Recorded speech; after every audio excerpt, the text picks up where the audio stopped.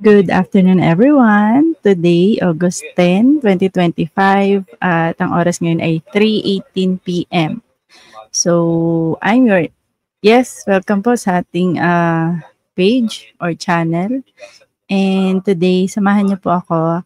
This time, ang gagawin natin is mag-visit tayo ng mga Facebook pages, Facebook groups na related sa real estate or mga housing inquiries. And let's check yung mga home buyers concern and let's see kung alin doon, kung pwede naman tayong makatulong, no, magbigay ng mga tips regarding their situations or regarding their concerns. So yeah, before we proceed, let me introduce myself. My name is Jess Apuya. I'm your neighbor agent, partner real estate agent ng RRCT Realty, and isang working mom, and just nag-start po ako mag-join sa RRCT Realty May 18, 2022. And ang RRCT Realty po ay isa sa mga top realty or broker sa Bulacan. So usually, ang ginagawa natin, no, every week, ay nag-update tayo, project update, like kung may reopen na project, so na-sold out na yung project, nare-reopen na lang, and to give opportunity sa mga ready natin na home buyer. And what I do is I show the price list. So yung price list po na yun ay galing mismo sa developer natin. Ayun yung parang pinaka-reference ng lahat ng real estate agents ng particular developer. And kung mapapansin nyo rin po, mostly po majority ng projects or ang main developer po na hawak namin ay ang Apex Homes, which caters affordable, low-cost housing para mas afford po ng karamihan sa atin. Okay, so ayan, nakikita niyo po yung aking page, Facebook rather. So ayan yung aking personal Facebook account. So just up your neighbor agent. So if you have any inquiries, though I have the YouTube channel, the Facebook page, yung Future Bahay Tips. Pakita ko na rin sa inyo. So, ayan, ito yung Facebook page natin, no? So, pwede kayong mag-message dyan. Pwede rin naman para mas mabilis ay sa aking Facebook personal account. Yan, okay? So, ayan. And then, yeah, so this time, kung may time pa, magpakita tayo ng mga updated price list. May mga ibang projects na we receive a memo na magkakaroon ng price increase. So, watch out for that. But for today, ay mag-visit tayo ng mga, for halimbawa, ito. So, baka member din kayo dito, no? Or actually, marami dito eh. Ito, Pag-ibig Foreclosed Properties, Acquired Assets. Baka member din kayo dito. Usually maganda dito, mga madaling araw or gabi. Ayan. So, totoo ba na need ng court clearance pag may foreclose? Ayan. So, dito sa mga nag-acquired ng foreclosed properties, no, kay Pag-ibig. So, ang kwento ng mga foreclose, ito yung mga bahay na binili ng mga homebuyer and then due to some financial difficulty, financial challenges, hindi nila nakikip up yung payment. So, may mga stories, of course, na pwede yang, kumbaga, in a way is makuha ni Pag-ibig sa inyo. So, kaya pag nakuha kumbaga, nakalista na yan sa foreclosed properties, may rights na si Pag-ibig na ibenta yan sa iba. So, yung iba kaya nagbibidding, di ba? So, may proseso naman. Hindi naman basta-basta agad ma-foreclose yung bahay nyo. Yung iba dito, nakakabasa tayo, 3 months lang or 1 year na, ganyan-ganyan. So, try to keep up with the payment. Kung medyo nalilate kayo, then pay the penalty. Okay? So, anyway, so ganun siya. So, magtingin tayo, no? Ano to? Totoo ba na need ng court clearance pag may foreclosed property? Tapos 35K ang hiningi ng agent para may process sa Pag-ibig. Punta tayo sa Pag-ibig website. Sa Pag-ibig website mismo, nakalagay doon na kapag foreclosed properties po ang gusto nyong i-avail, wala po silang agent dyan. Though I would understand na of course kanya-kanyang hassle tayo 'no, may mga iba na nagsasabi or nagpo-provide ng Pag-ibig assistance and asking for a assistance fee 'no. So, nasa sa inyo naman po 'yun. However, yung iba, so may mga strategies sila, not sure kung paanong diskarte yung gagawin nila. Yung iba, eto lang, personal, feeling ko babantayan yung bahay, 'pag nakuha na yung ITP, of course kung sino yung nakatira sila yung priority, then ina-assist ng agent. So, yung assistance na yun is may fee. So, ganun siya 'no. Yung iba naman, assistance in a way na foreclosed Pag-ibig assistance in a way na sila magbi-bid on behalf of you. So, maraming mga pros and cons yan. Ayun. So, kayo po, ang masasabi ko lang, kung kayo ay mag-a-avail ng Pag-ibig foreclosed unit, ang tips ko lang ay you have to make sure na you have the time na magpabalik-balik na number 1 of course, as is where is, i-check nyo yung unit. And based naman sa mga kwento nila ng mga home buyer 'no, na kapag occupied, majority is sakit nga sa ulo dahil yung pagpapaalis 'no, kasi hindi naman nagpapaalis si Pag-ibig. Okay, so try natin mag-login. Wala, nakalimutan ko na yung ano ko dito. Yung password. I mean yung account. Sana ito pa rin. Ayun. Okay, so share ko na sa inyo. Ayan. Stop sharing.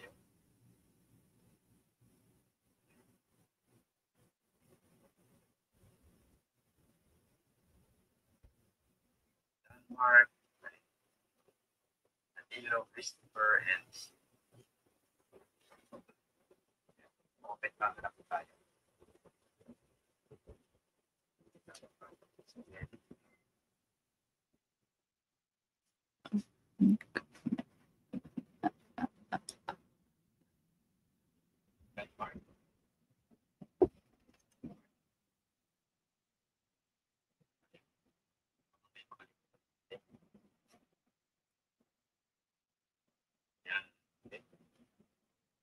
Mile.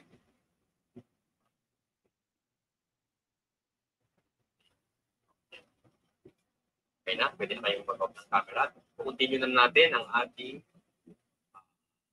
next part. I hope may natutunan kayo. You learned so far.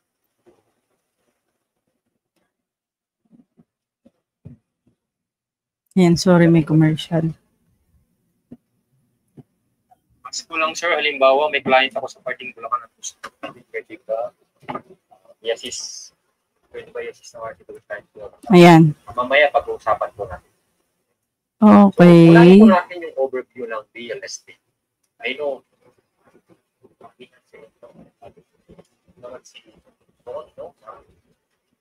sa REF, pag-aaral ng real estate.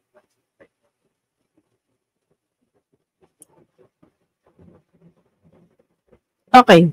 So, punta tayo sa Pag-ibig website. Sorry sa commercial. Add to stage. Ayan. And then, Facebook Pag-ibig, virtual Pag-ibig. Ayan. So, pupunta tayo. Remove. Present.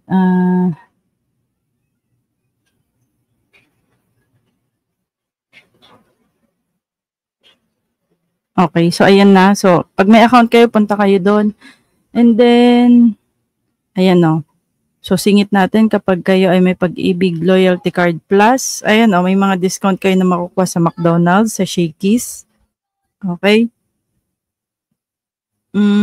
Punta tayo sa home. News. Pwede bang pumunta tayo sa ano mismo? Sa page.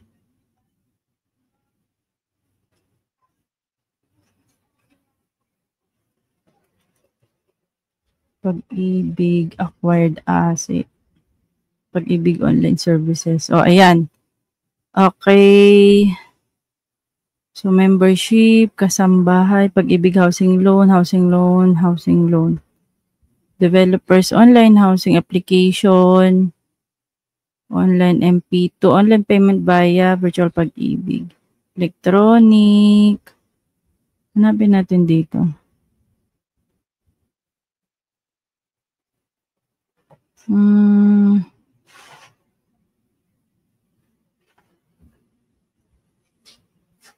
Housing loan, multi-purpose home, Pag-ibig, virtual Pag-ibig. Properties for sale? Properties for sale. Ayan. Own a home for less. See list properties for sale. So, lower. Ayan. Flexible. List of properties. Individual sale. Short-term, long-term. List properties. View steps to buy. For group. Pwede to. Available to interested individuals or companies who would like to do a one-time purchase of more than one acquired asset, 10 million. One bid equals multiple properties with an accumulated at least of 10 M. So, I know someone na ang ginawa nila, so magkakasama sila under isang company at magkakasama sila. Kaya yung bahay ay nabid nila ng mas mura kasi group sila. So, ang goal is one bid, multiple properties with an accumulated of at least 10 M. So, kung yung bahay na ibibid nyo is tagwa 1 M, so mga 10 kayo dun sa same company, working with the same company. Para daw ma-avail itong special discount. More than 100 M, malaki ang discount kapag grupo kayo. Okay, for buyer initiate, hindi natin na alam. Paalala. Ito pala nandito na mismo. Ayan Paalala sa publiko, walang accredited brokers o ahente na maaaring mag-alok o magbenta ng mga Pag-ibig acquired assets. Ang mga transaksyon patungkol sa pagbid o pagbili ng Pag-ibig acquired assets ay maaari lamang gawin sa loob ng aming mga tanggapan. Maging maingat at mapanuri, ipagbigay alam po nila sa amin kung sakaling may lumapit sa inyong individual o grupo na nagpakilala bilang taga-Pag-ibig Fund at nag-aalok ng aming acquired assets upang agad naming maagawan ito ng nararapat na hakbang.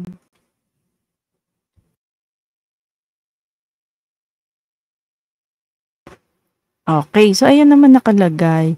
Pag-ibig housing loan, Pag-ibig virtual Pag-ibig. Okay, so kung wala pa kayong virtual Pag-ibig, gawa na po kayo. So ayun naman. So saan tayo? See list of properties for sale. Membership savings, house loan, regular housing loan, affordable housing program, acquired assets, expanded home saver, cash loans. Ayan. So, kung regular housing loan, affordable housing program, acquired asset, malamang ito yung expanded 4H program. Ito yung mga, yung 4PH pabahay program. Kailangan nito isihingi ka ng certificate of indigency, parang something like that. See list properties for sale. I-add to cart ang pangarap mong property online. Pag-ibig acquire asset. So, ganyan siya. Create a buyer ID. View my cart. Track my bid. Effective. All bids for properties listed in the first and second public auction must be submitted exclusively through the online public auction platform.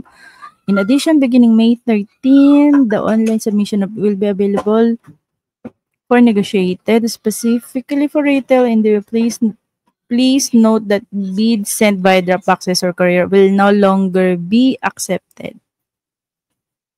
Hindi ko pa rin na-try ito Wait ka muna.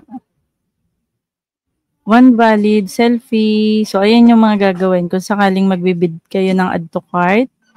Okay. And then, view my cart. Hire by ID muna.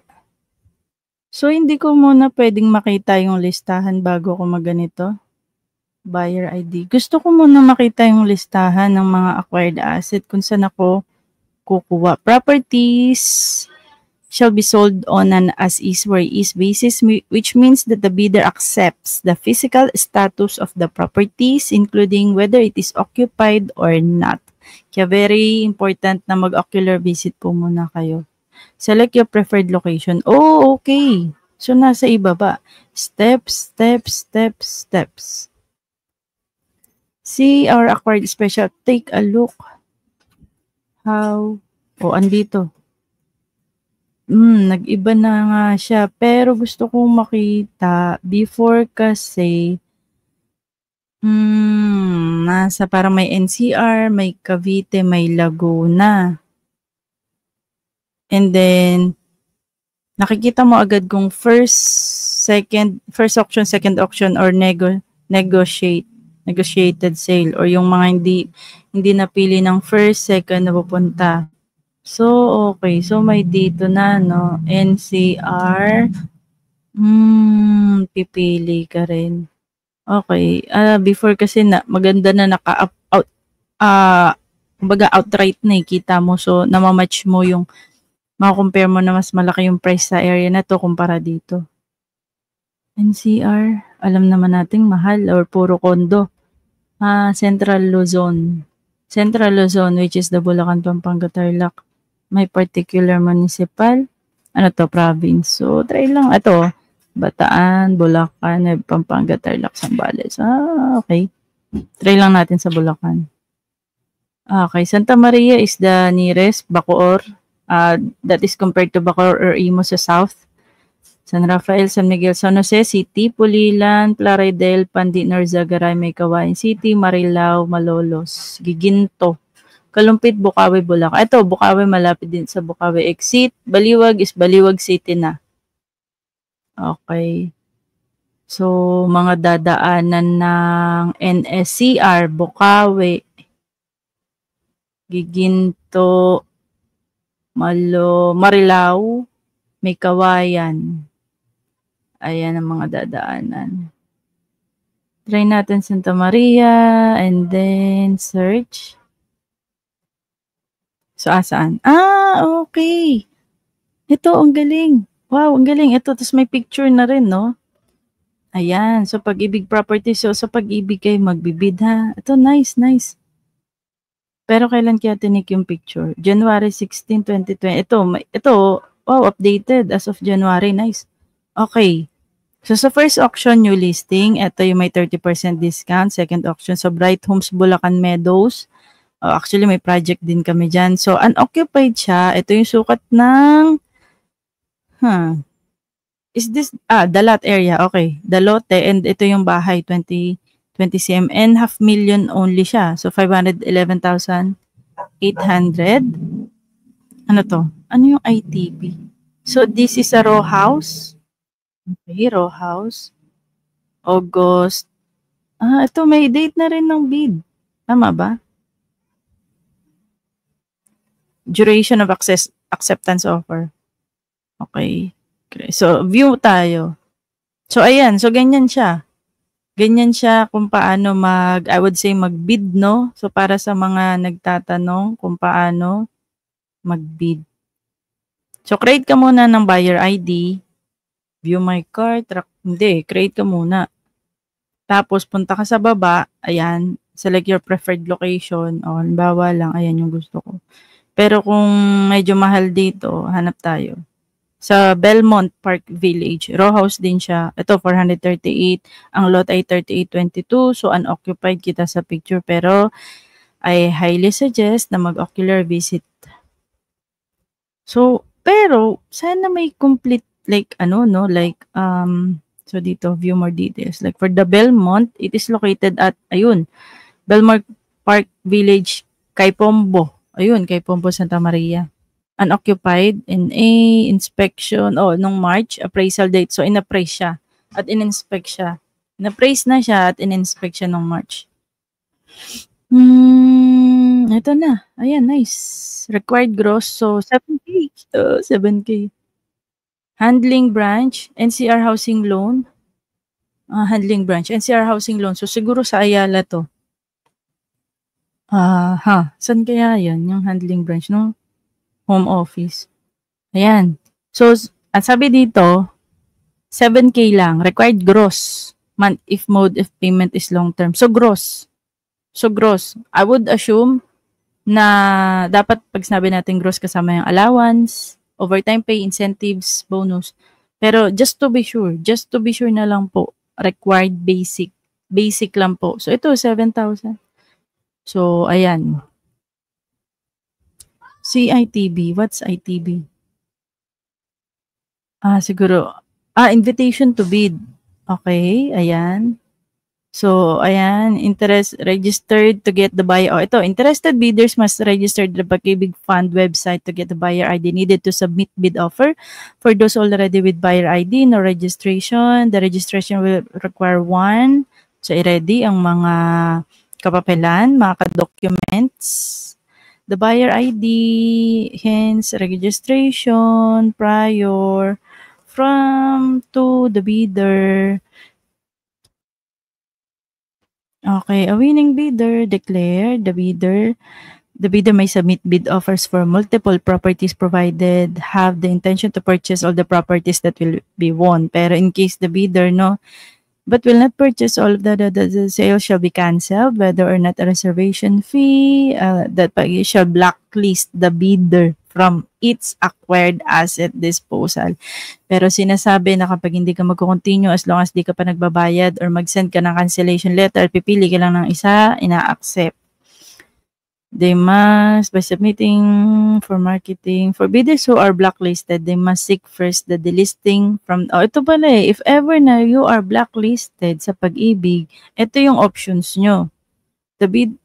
Binabasa natin kung ano yung nasa Pag-ibig website ha. Wala rin ako mga personal experience niyan, pero I hope ay nakatulong tayo sa mga gustong matuto paano mag-bid. The bidder shall indicate the amount chosen. The bid offer shall not be lower in the absence of. So, kayo na lang po ang magbasa. Ayan. Okay? Asan yung form? No? Invitation to bid and then, okay, so alam niya naman na. So, paano kapag magbibid ka na? Dito ka na siguro mag-add to cart, no? So, hindi na ako gagawa kaya hindi naman ako magbibid. Siguro sa next na video na lang pag may time tayo and hindi naman na rin ako we can try, no? Pero wala naman na rin akong na magbid pa muna. So, ayun. I hope nakakatulong, no? So, ganyan. Now, if you're looking for Cavite, sa Region 4A siya at siguro sa Cavite nyo gusto, no? Kahit wala tayong ilagay, no, lalabas siya. Pero kung gusto mo specific para mas ma-narrow down yung research mo, Dasmariñas. Ayan. Meron ba? So, Region 4, search. Mahina ba yung net natin? Ba't hindi oh my God. Ba't hindi nagbabago yung nakikita nyo? Stop sharing. Sayang, hindi pala. OMG. Hindi nyo pala nakita. Ay, nako. Hindi nyo pala nakita. So, paano to? Stop sharing. Ito dapat. Ay, nako, hindi nyo nakita yung share screen. Hindi. Ito, ayan. So, ayan yun. Ay, Diyos ko po, hindi nyo pala nakita.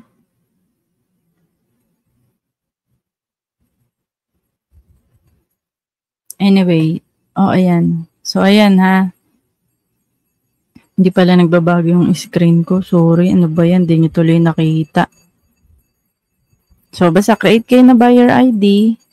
Tapos, dito sa ibaba. Ayan, select your preferred location. So, halimbawa, Region 4A, and then ang gusto natin is sa Cavite. So, halimbawa, okay na yan, kahit i-search nyo, pero halimbawa, ayan, para mas manarrow down yung search, and then search. No, ayan. So, meron daw try lang natin first auction. So, Mabuhay Homes, 2,000 paliparan. Meron daw row house. So, ayan yung itsura. Maganda rin talaga, no? So, ang amount lang niya ay wala pang 500,000. 0? Kasi row house siya, tapos yung bahay wala. So, lote lang siya. Lote lang. Okay. So, kayo na lang po magpapaayos. So, create mo na kayo ng buyer ID, no? And to know more about the details ng bahay, so, ayan siya. Sa lot 16 na block 46 phase 1-2, Mabuhay Homes 2,000 paliparan 2. Dasmariñas, Cavite. Row house siya. So, floor dahil wala na nga yung bahay. 43 yung lot unoccupied.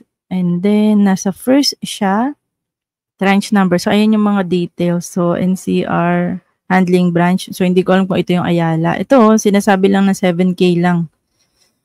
Gross monthly income, but again, ay highly, basic dapat. So, feeling ko lahat naman kaya tayo. Pero yun nga, how much yung ibibid mo to get this house, ayan ang hindi natin alam. Plus add 20,000, so 452,920. So, ayan siya, no? Yan yung ilan sa mga tips na naririnig ko or nakikita ko, nababasa ko, no? Yung iba, 10K lang, 5K lang yung inad. Okay, so sa City Homes Resortville, August 11 to 15, row house din siya, ganyan po ang itsura. Maganda din, no? Pero I highly suggest na i-visit pa rin po talaga. Wala pang $500,000. Kung totoo to, na ganito lang ang required basic salary, Diyos ko day, go na magbid. Yun nga lang, sariling sikap po talaga kayo.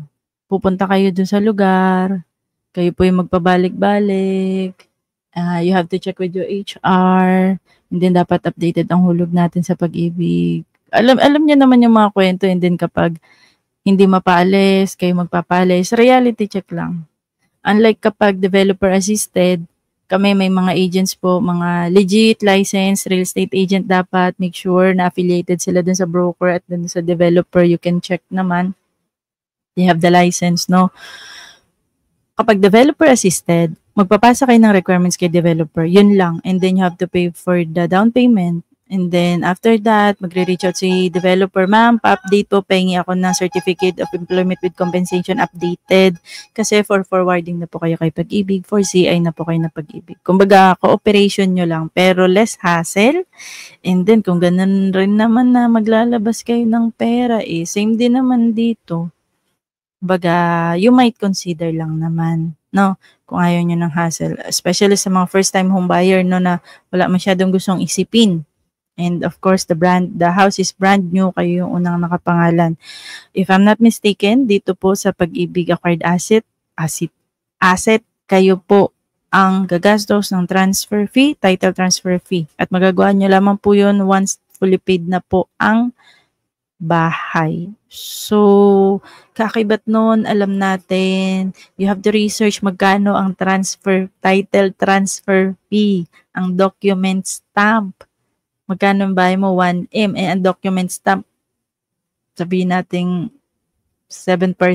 So, magkano na agad yun? So, yes, kayo po magpapa-transfer ng title dito sa mga acquired asset from the name ng original home buyer to your name as the new buyer. So, ganun po siya. Take note of that and may kaukulang gastos po yun. Unlike kapag developer assisted, pero not all din i-check nyo din yan, not all developer Sa ibang developer, good na po, kasama na po lahat. Ilalagay na po yung title na nakapangalan na po sa inyo. Sa ibang developer, you have to pay a separate fee for that. So, check nyo po Pero yun, pag Apex Homes naman hindi. You really have to wait nga lang. Ayan, mararami din. And 1.7, Woodtown Residences Phase 3, Celadon Place. Okay, so I hope nakatulong, no? So that is for nakakatawa din dito, no? Pag-try naman natin second auction. So yung hindi nakuha sa first, ilalagay dito sa second auction with the 30% discount pa. Sierra Vista, ayan na. Sierra Vista. Ayan na. Ito, bakit may duplex with eaves? Ano nga ba yung eaves? Something ata yun dito yung sa may bubong, pero may sasakyan. So, alin dyan yung bakit may nakapark? So, may tao. So, asan yung page? Total 3 properties lang? Kasi particular tayo in Dasmariñas lang So, anyway. Dati, ang dami-dami nito. Alam niyo yung sa Excel sheet. Ito. So, may next page naman pala. So, konti lang, no?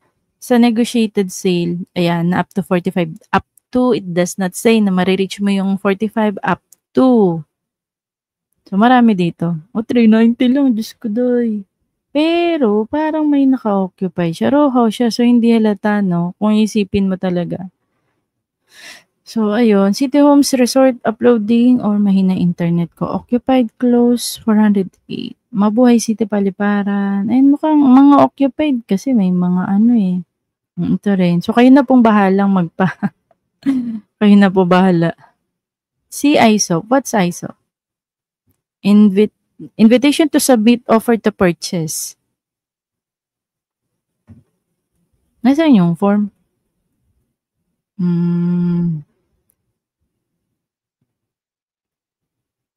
Ito na pala. Parang submit offer.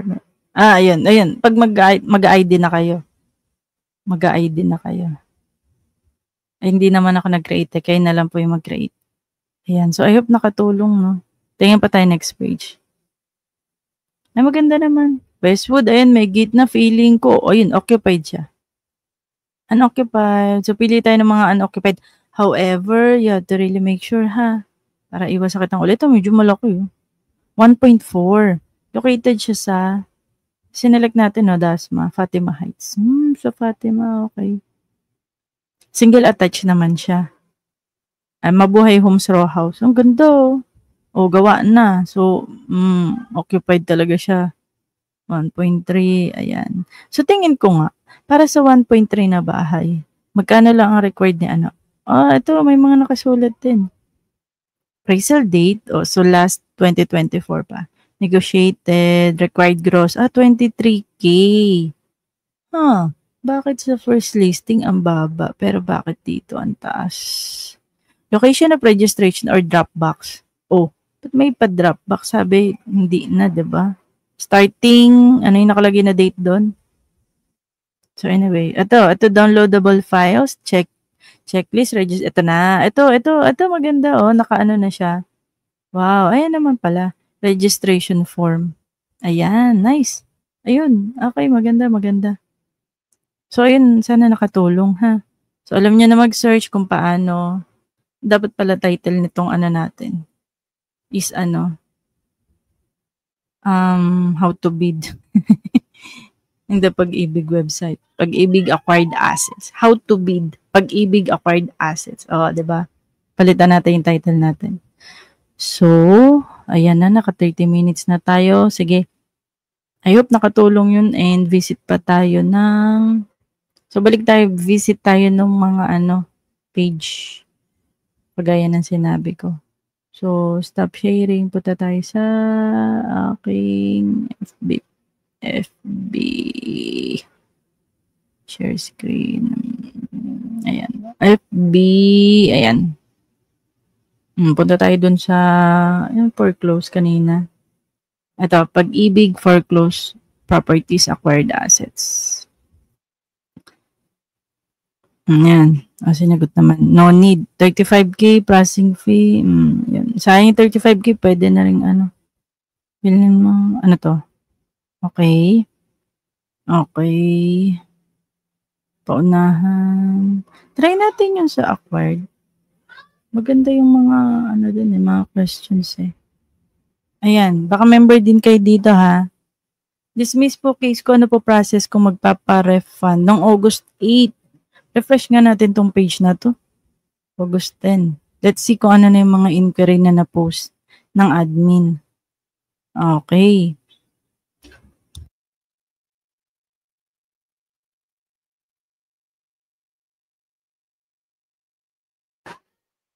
Okay, dismiss. Kasi daw, ano reason? Ano reason? Ba't na-dismiss? Merit.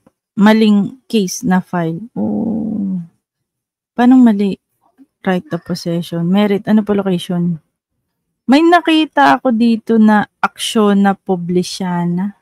Aksyon na publisyana. Ayan. Ayan. Aksyon publisyana daw ba dapat? At ang sabi ay, yes po. Sabi ni single mommy. So, aksyon publisyana. Yan ang hirap no? So, gumastos ka. Dapat yung mga attorney din, maalam din sila sa mga ganitong case, no? Pero anyway. August 8, hello po sa mga VAC. I have some shared nanalo po kasi ako under nego. Nakapagbayad na pong 1K. Nagsubmit ako ka na ni proof of income, GCash transaction history. Kaso, ni question Kaso, ni-question nila, bakit daw BPI nakalagay kung international galing yung salary? As per my boss naman, di daw niya alam kung ba't ganun. Wise naman daw ginagamit niya. Possible daw na ang BPI yung third party ng Wise. Wise, BPI, GCash. Sabi ko kasi doon sa submission, possible daw. Sabi kasi doon sa submission, if ganun kasi ibig sabihin, di daw ako direct employed. Sa mga VA dyan, katulad ko na through GCash, ano pong, print out mo Wise statements, VA din ako, basta print out mo lahat ng SOI ng Wise. Ayan, from my employer po. So, maganda, yung Wise account mo, ipakita mo yung pumapasok na pera, and then, dun sa BPI, ipakita din, and then GCash. Di ko alam yung bank scenario, no? Kung bakit from Wise to BPI, din BPI to GCash. Pero pinakamainam dyan is yung matching ng international account na papunta sa local account. Kailangan mag-match yun. Ipakita natin na nagmamatch. So kung 1 year yung hiningi, 1 year na may mula sa Wise account, and then kung pwede rin yung BPI, and then to the GCash. So imamatch yun. Bawa 10K for the Wise, then dumaan sa BPI, 10K, then sa GCash dumaan. So i-highlight mo yun. So, kailangan makita yun, yung consistency na ganun. From the international account to the local account. Kumbaga, lahat ng documents na magpapakita ng proof of income natin sa Pag-ibig CI, sila na bahala mag-match doon, and ayun. So, ayun po yung i-provide natin. So, magla-like na lang tayo, print out mo Wise statements via print out. So, print out lahat ng related sa proof of income. Tapos, i-heart natin. August 3. Usually, actually, maganda yung mga ano dito pag gabi, no, madaling araw. Pahel pa sa mga same case na ayaw umalis ng illegal occupant. Ano na po sunod na dapat gawin? Nagpunta kami ng HUA 2 times. Nakachat ko siya. Wala siyang balak kumarap at finish pa. Okay. Nabasa ko na to. Magbibid. Ayaw niyo ma-stress ko. Kayo na lang nang wala nakatira. Or, I hope you will consider yung mga developer assisted. Okay. Kasi, ayun, meron talagang machichempo na madali kausap, meron machichempo na hindi. And that is the loophole sa batas ng Pag-ibig. Na-approve na rin ang deferment. Buyer, particularly decided she, however, kasi and was granted with, ayan. Ito naman pala eh. Buwan. Deferment, ano yun? Basta meron ka ng case, file number, pwede mag-request sa Pag-ibig Tuto bago na-approve. Sa akin kasi March ko siya file for deferment and approve. Nagulat ako ngayon, pagbayad ko may floating akong unpaid na 3 months. Nakaka-stress kasi wala sila while waiting for deferment. Question po, but anong reason? Question po, occupied po yung nakuha naming bahay. Dapat may filing case na from RTC, Regional Trial Court na.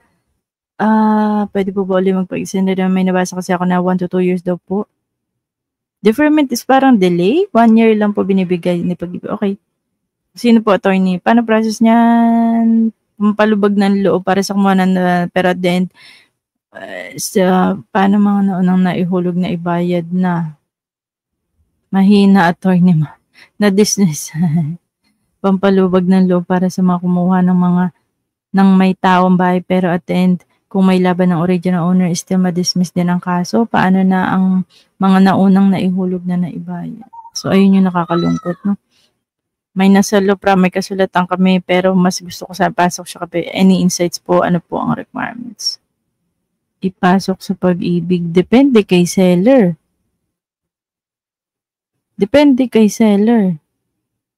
Tapos mag-apply din si seller na ipapasok siya sa Pag-ibig. Oo, requirements sa Pag-ibig, assumption of mortgage, ipaplik kung gusto mo ikaw na ituloy. Ito. Ayan. I-reloan, i-repurchase, instead Pag-ibig yan ng safe, maproseso lang. Pahirapan mo po first owner sa Pag-ibig at ikaw na complete docs na dapat. Need mo ng CTS, capital, contract to sell. Contract to sell plus tax transfer fee, own expense mo lahat. Halimbawa, halaga ng unit. Kung ang policy na inabot na is, Pag-ibig seller, grabe, back to zero account pa at mag-base sa age mo. Mas advice ko kung may pera lang, di full payment na lang titulo, makuha pa agad. Okay. Ito rin kasi yung minsan maduguin na yung proseso talaga pag legal. Pag legal ways,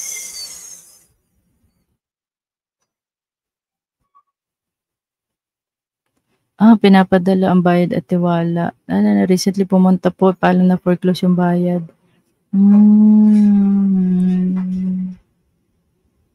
Okay, mag-bid. Hindi pa tinitiran ang nakuha kong bayad sa pagkasi marami sira. Di siya livable sa loob ng village. Depende sa HOA. Oo, depende. Pero merong batas na na-share dito na hindi mo babayaran yung mga HOA dues. So, research na lang natin yan. Pag ba titira na yun na pala noon, hindi ba magbayad ng turnover fee? Wala na. Developer, wala na. Nasa pag-ibig na eh. At pag-ibig ka na may responsibility. Sa pag-ibig, 45% negosyo, may nabagsak ba sa CI? Kung meron po, paano yung binayad mo?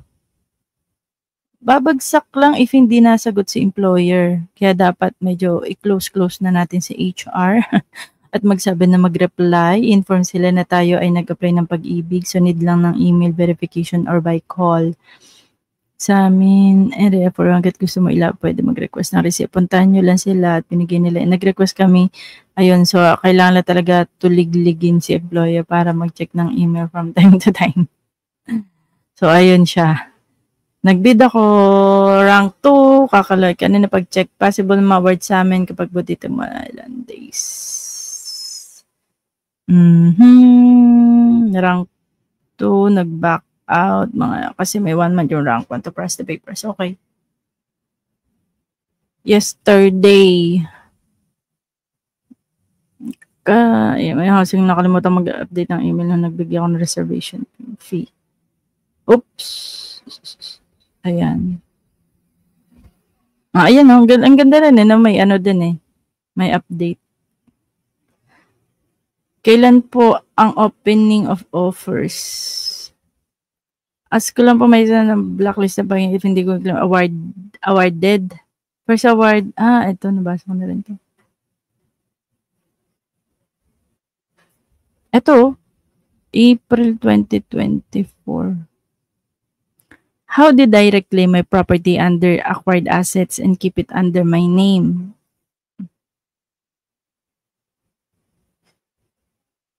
Long post. I have 11 months arrears. Just last December 2023, the property was forwarded to AA. January, okay po. May pumunta na at dito ko lang nalaman na nasa. Okay, 11 months siyang hindi nakabayad. January 30 pumunta ako sa main office and doon ko nakumpirma na nasa. Sinabi nila na mag-wait na lang po ako na mapunta sa bidding. Dito nakiusap ako baka may paraan pa. Kaya pinapunta nila kami sa Ayalmos, Manila base since andun yung main office. Nung nakausap namin yung staff sa AA, doon kami nakausap. Pero na pwedeng kontakin. Nag-email ako. Ito, based on our system is already in the inventory, it cannot be activated but there's still to buy back said property. In the event that the said reseller is requiring your action, please complete the requested documents and bring them to our office. Ano pong letter yon? Pwede po ba kahit sa hindi po relative? The invitation is intended to give the family of the original borrower or present occupant of an acquired asset only the privilege to directly purchase the property and submit the necessary requirements within. We regret to inform you that based on our system, the said is already in the inventory. It cannot be active. Currently, it will be property and marketing to see the result of the actual visit, but there's still a way to buy. Ito po, pwede po kahit hindi. If you receive a letter intending to reapply, only those who live in the property can apply. So nakatira, kahit hindi relative. Hindi direct sinagot na yes, no. So kung sino yung nakatira, siya yung mag-reapply. What will happen po sa payments made from? So, yung interval din, no? Days din yung interval ng pag-reply nila na pero nagre-reply naman. May I please request when the housing loan is canceled, dated as I did a personal, thank you. Please be informed that you're requesting is for internet. The only document you receive prior to or fine. With this, you may direct out to foreclosure department. Okay, thanks. Can I have a copy of notice of final demand? They replied to the respectfully forwarding below email. Okay. Maganda rin, no? Every day.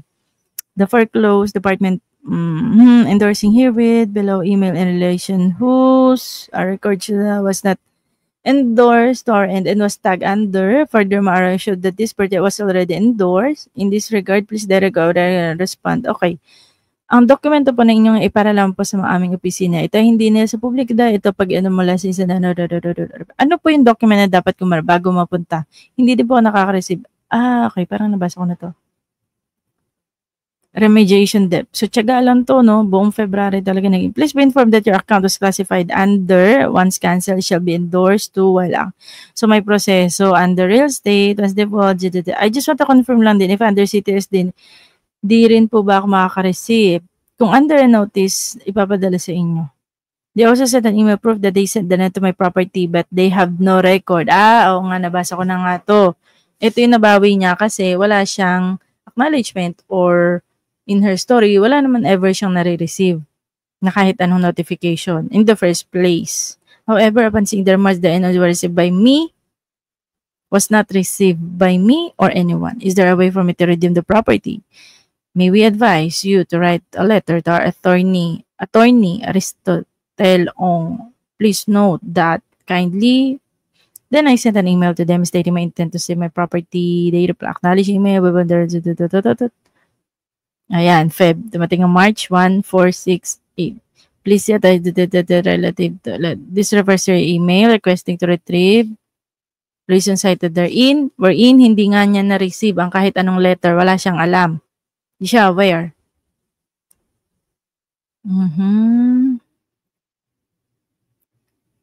15. Please be ayan, na-retrieve.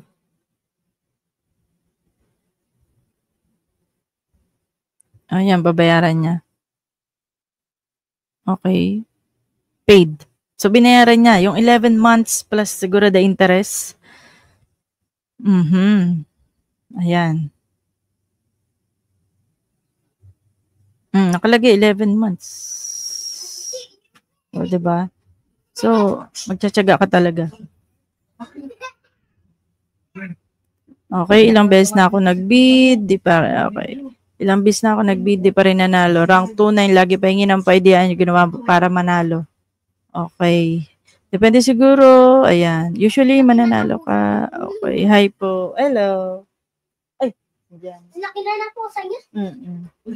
Sige. Oo. Basta wag lang maingay, ha. So, anyway, patapos na rin naman to. Bakit po may alam? Declaration, login. Ayan. Sure ko lang nanalo kami. Hi po. Ayan. Tama, hindi masama. Okay. Pag-ibig. One time pin. Ha? Ano to? Tama po, hindi po kasama sa Sabado at sa pagkanawaran ng August po result nag-post. Kami, sila. Oo, hindi kasama ang weekend. Weekends. Ask ko lang po, dulo yung property. Ask ko lang po, kapag ganyan ba dulo na yung property end with firewall? And, panong nasa? End with firewall. End unit with firewall. Not sure. End with firewall.